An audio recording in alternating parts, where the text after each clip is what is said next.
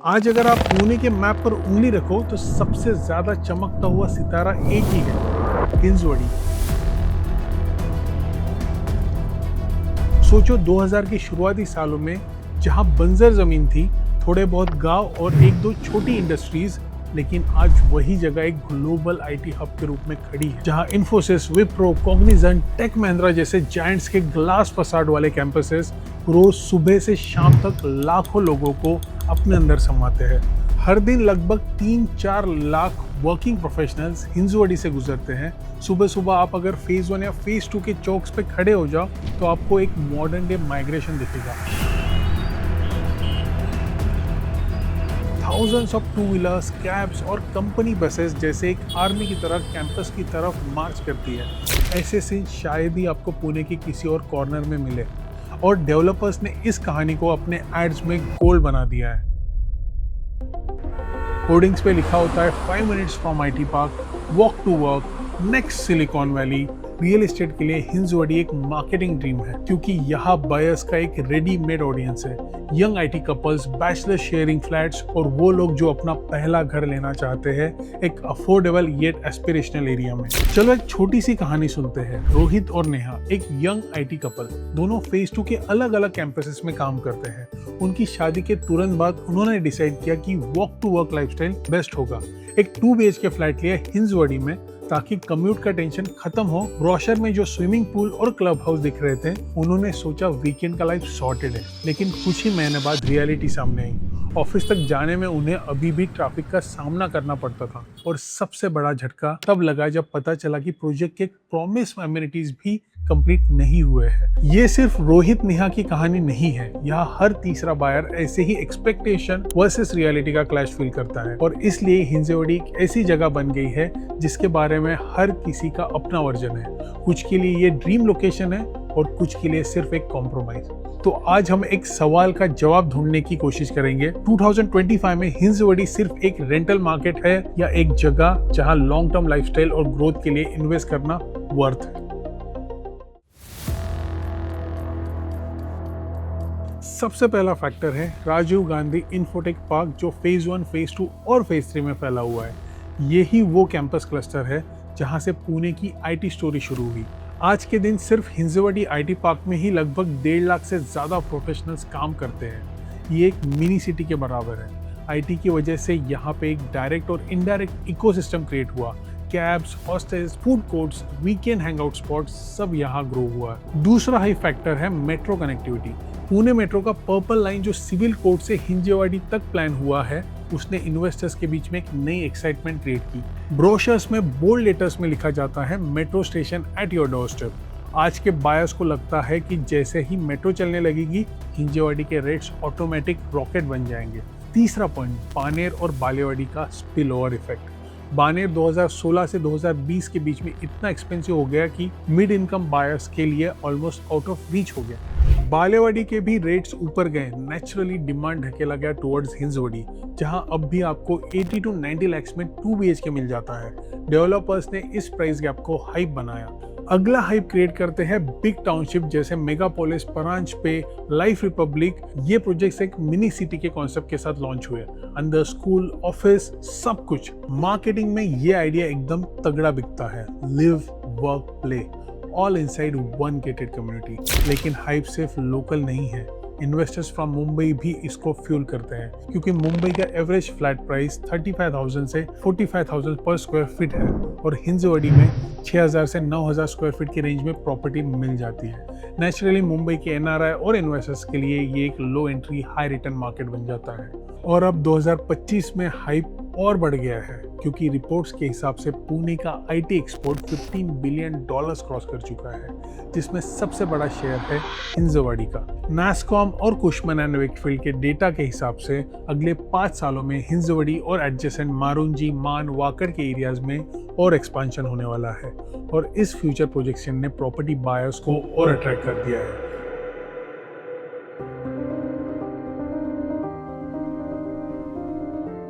Hype सुनने के बाद एक आम बायर सोचता है बस हिंजवड़ी ही मेरा घर बनने की जगह है। लेकिन रियलिटी का सीन थोड़ा अलग है। सबसे पहला इशू है ट्रैफिक और कनेक्टिविटी। हिंजवडी के नाम आते ही सबसे पहले लोग जो कंप्लेन करते हैं वो है सिर्फ 3 किलोमीटर जाने के लिए 45 मिनट्स लग जाते हैं।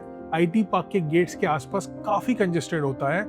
मॉर्निंग और इवनिंग पीक आवर्स में सर्जा चौक से फेज 1 तक आने जाने में लिटरली आपको पेशेंस टेस्ट देना पड़ता है। दूसरा ग्राउंड रियलिटी पॉइंट है infrastructure imbalance. IT park world class है, glass facade, air conditioned offices, sprawling campuses, लेकिन जैसे ही आप कैंपस से बाहर निकलते हो आपको नैरो रोड्स, इंक्रोचमेंट्स, कभी कभी प्रॉपर ड्रेनेज ना होने के सीन मिलते हैं। ये एक शार्प कॉन्ट्रास्ट क्रिएट करता है। बायर्स के लिए ये एक डिसअपॉइंटमेंट फैक्टर बन जाता है क्योंकि ब्रोशर्स में तो इंटरनेशनल लाइफस्टाइल लिखा होता है पर ग्राउंड पे आपको बेसिक सिविक इश्यूज मिलते हैं। तीसरा factor rental driven market. Hinjawadi में maximum demand bachelors, IT professionals और शॉर्ट टर्म टेनेंट्स की है।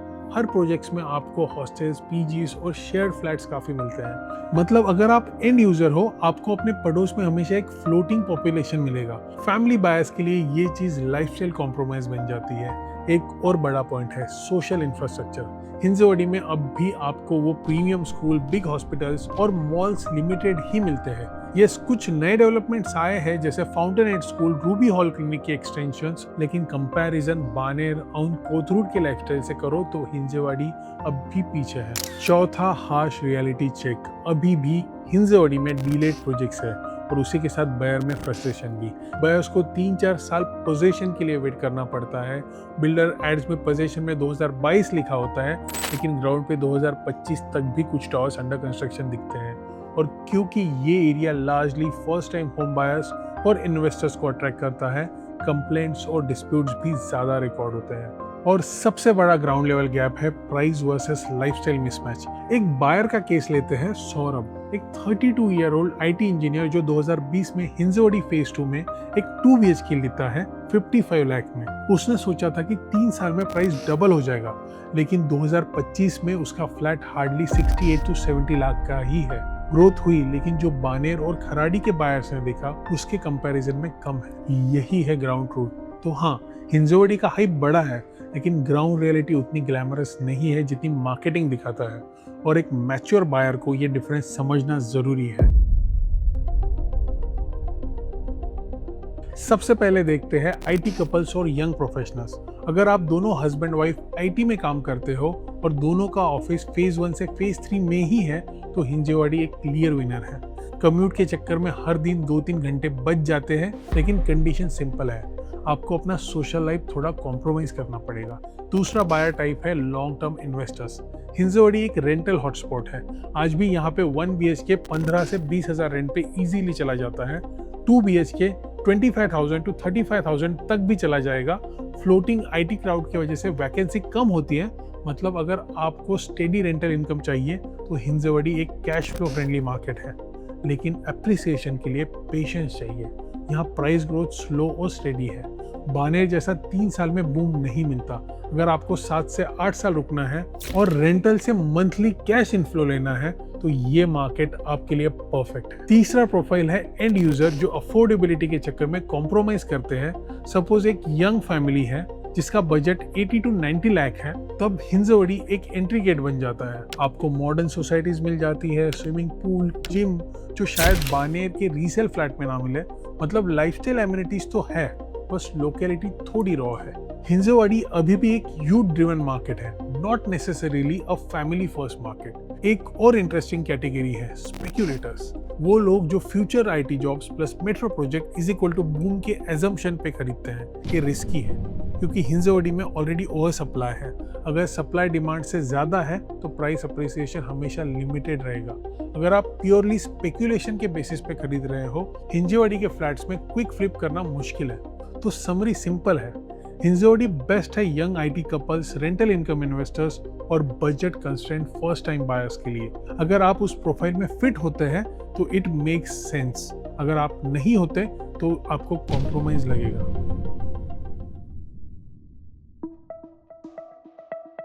हिंजवडी का सबसे बड़ा ट्रम्प कार्ड हमेशा एक ही रहा है, इंफ्रास्ट्रक्चर पाइपलाइन।